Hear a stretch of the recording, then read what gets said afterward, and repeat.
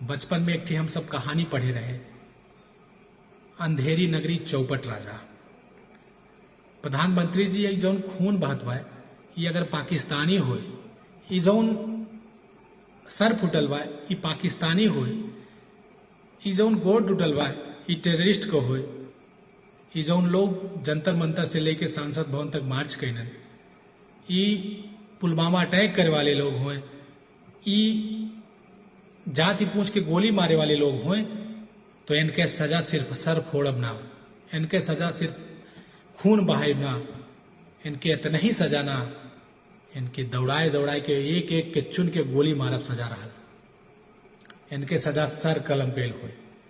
हमारे भारत माता की ओर से नजर उठाई ताके तेकर एक के सजा सिर्फ मौत होए। लेकिन अगर ये भारत माता का बेटा है, हिंदुस्तान का बेटा है, हिंदुस्तान के युवा होए, तो अपन आवाज अगर उठावत बा तो उनके सजा ही का है और उनके अधिकार हो, ये सब युवा के अधिकार हो, अपने देश के मुखिया से, अपने प्रधानमंत्री से अपन हक अधिकार के बात करब।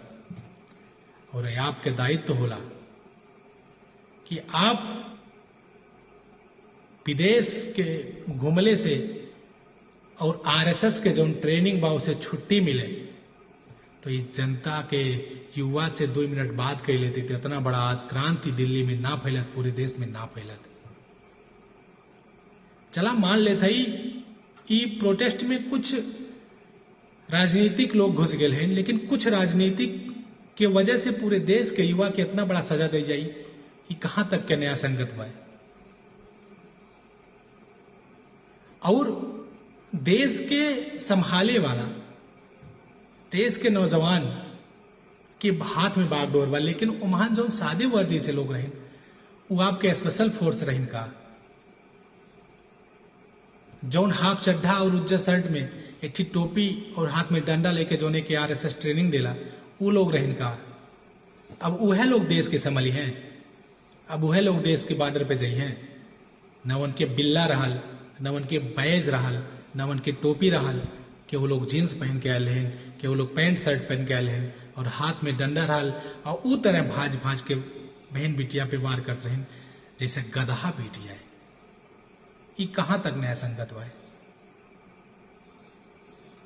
और सबसे बड़ी बात, अगर ये कुल देखने के बाद हमारे देश के कुछ लोग सरकार के सपोर्ट में हैं, तो सरकार के सपोर्ट में ना, देश विरोध के सपोर्ट में है।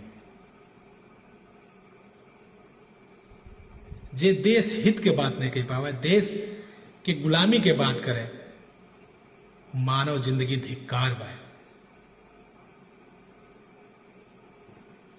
सांसद भवन से पीछे से भाग जाइले के का कारण रहे।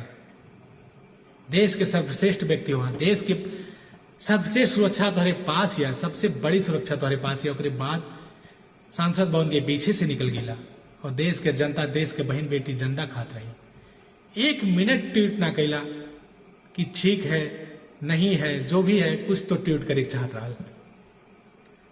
लेकिन देश के चिंता ना सिर्फ कुर्सी के चिंता बा, देश कितना जल्दी गुलाम हो जाए सिर्फ एक चिंता बा।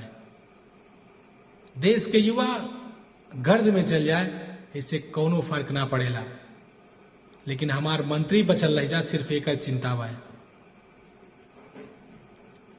आई कब तक चली? जब तक देश में गुलामी दिमाग से ना हटी।